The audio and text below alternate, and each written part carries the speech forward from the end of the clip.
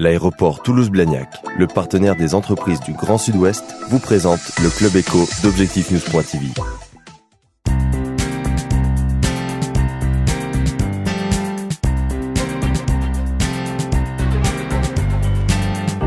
Bonsoir, bienvenue dans le Club Éco d'Objectif-News.tv. Pierre Dissot est notre invité aujourd'hui. Bonsoir. Bonsoir. Vous êtes le tout nouveau président du Club de la Com de Toulouse et de Midi-Pyrénées. C'est le titre, c'est le nom exact. Président du Club de la communication Toulouse-Midi-Pyrénées, c'est bien ça. Alors avant d'évoquer peut-être vos projets, est-ce que vous pouvez nous dire en quelques mots quel a été votre parcours professionnel? Alors, je suis lillois d'origine. J'ai commencé à travailler dans une filiale d'Euro RSCG qui était spécialisée en édition financière. Et donc j'ai travaillé beaucoup sur des rapports annuels et de la communication financière pour les grandes entreprises, les grands comptes. J'ai rejoint le groupe Général des Eaux à l'époque en 2000 à Paris au siège pour m'occuper des éditions. Et je suis arrivé à Toulouse il y a 8 ans pour prendre en charge le service communication de Veolia Eau dans la région. C'est toujours votre poste? Alors aujourd'hui, je m'occupe de la communication de Veolia Environnement plus largement, puisqu'on mutualise les activités communication de l'ensemble de nos métiers. Alors, pour revenir sur le club de la com, peut-être d'abord la carte d'identité de ce club. Il regroupe combien d'entreprises? Alors, c'est une association professionnelle donc qui regroupe des adhérents, un titre personné qui travaillent dans tous les métiers de la communication. On est près de 300 membres aujourd'hui au club de la communication. C'est d'ailleurs le premier club régional dans son domaine. Les missions du club sont de fédérer et d'échanger autour de nos métiers, de faire se rencontrer les communicants, également de valoriser les métiers de la communication. Et puis enfin, il y a une dimension prospective qui est très importante, c'est de se préparer ensemble, de par nos échanges, aux enjeux de la communication de demain pour nos entreprises. C'est une ville communicante, Toulouse, il y a beaucoup d'agences Oui, alors on a quelques sièges sociaux, il y a des agences de communication. Au niveau du club, on est assez équilibré au niveau des adhérents entre les annonceurs entreprises, les annonceurs institutionnels, les responsables communicants des collectivités, les agences de communication, mais également les indépendants, les graphistes, les rédacteurs. Alors vous arrivez au moment où il faut organiser les trophées de la com. C'est un événement qui a lieu tous les 2 ans, c'est ça? C'est un événement qui a lieu tous les 2 ans. Les trophées de la communication, on en est à la 3e édition avec un partenaire fidèle et important qui est la région Midi-Pyrénées. La soirée de remise de ces trophées aura lieu le 20 octobre à l'hôtel de région dans le nouveau bâtiment, et en présence bien sûr de son président Martin Malvy. Et c'est en fait l'occasion de présenter, de récompenser des campagnes publicitaires? Alors en fait, les candidats sont de la région, annonceurs ou agences de communication, et ils présentent des campagnes ou des outils de communication dans 6 catégories.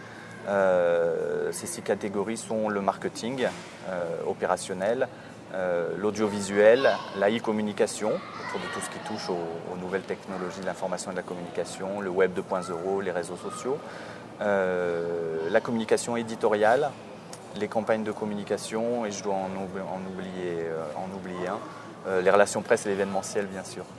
C'est-à-dire que les agences peuvent concourir là encore aujourd'hui, les candidatures sont ouvertes? Alors les candidatures sont ouvertes depuis fin juin, début juillet. Le dossier est téléchargeable sur le site internet du Club de la Com, www.clubcom-mp.com, et les dossiers doivent être déposés avant le 15 septembre.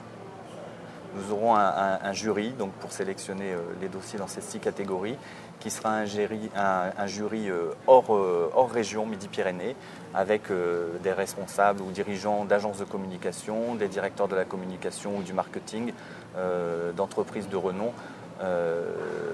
Hervé Brossard avait été le président du jury 2009. C'est important pour vous ce type d'événement?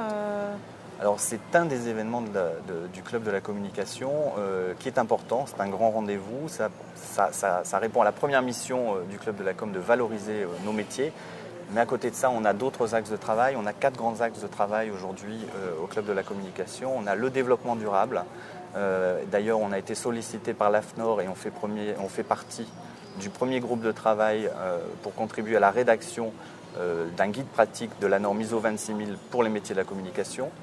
On a un deuxième axe qui est important, qui est la culture. Et là, on s'efforce de rapprocher le monde de la culture et le monde de la communication, le monde de l'entreprise et le monde de la culture. On a un axe aussi prospective et là-dessus on a un partenariat avec la communauté urbaine du Grand Toulouse pour organiser 4 petits déjeuners, débats par an et travailler sur des thèmes prospectifs liés à nos enjeux dans nos métiers pour demain, en faisant appel à des intervenants qui sortent un petit peu des métiers de la communication pour donner un peu de hauteur aux responsables communication, aux agences du club.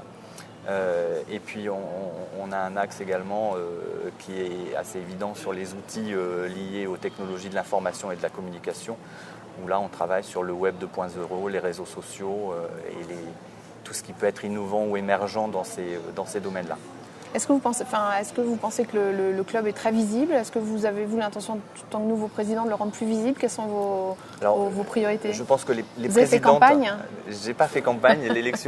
L'élection s'est passée suite à l'Assemblée Générale le 30 juin dernier. C'est le conseil d'administration qui élit son président. Donc je suis à la tête de cette association pour lui rendre un peu tout ce qu'elle m'a apporté depuis 8 ans, depuis que j'y suis. Bien évidemment, j'ai envie d'insuffler des choses nouvelles. Il y a un 5e axe de travail qu'on va mettre en place, c'est de travailler autour des relations entre les communicants et les rédactions des médias locaux, chose qu'on ne faisait pas jusqu'à maintenant, puisque ça fait partie de notre cœur de métier aussi, de travailler avec la presse, avec les journalistes, avec les rédactions. Mais il faut reconnaître que les présidents précédents, puisque c'est un club qui a 30 ans, ont tous apporté leur pierre et on est devenu une association avec une dimension importante où chaque adhérent y trouve à s'enrichir. C'est une très belle aventure humaine et je pense qu'aujourd'hui on est aussi reconnu par l'externe et pas uniquement par nos adhérents, puisqu'on a une visibilité de la part des entreprises ou des institutionnels qui sont aussi nos partenaires au quotidien dans nos actions. Alors au niveau peut-être économique et de votre vision du secteur, on avait le sentiment que la communication au sens large sortait enfin un peu de la crise. Est-ce que vous craignez la perspective d'une nouvelle crise? Alors, je ne parlerai pas de crise au niveau de la communication. La communication doit s'adapter et est un outil pour y faire face pour les entreprises. Je dirais que nous, nos enjeux aujourd'hui sont des enjeux sur les contenus. Si on revient 20 ans en arrière, la communication était très basée sur les relations publiques. Aujourd'hui, ce qu'on attend des communicants, c'est du sens, c'est des messages et du contenu. Et donc je pense qu'après, on n'est pas que sur une question de moyens, et on le voit à travers les trophées, les entreprises qu'on récompense, les annonceurs ou les agences qu'on récompense, c'est pas lié à la hauteur du budget ou au plan média qui va être mis en place, c'est à la pertinence des messages et à la pertinence du sens. Et c'est d'ailleurs ce en quoi le jury aime se retrouver, échanger et se rassembler. Merci Pierre Bissot. Merci à vous.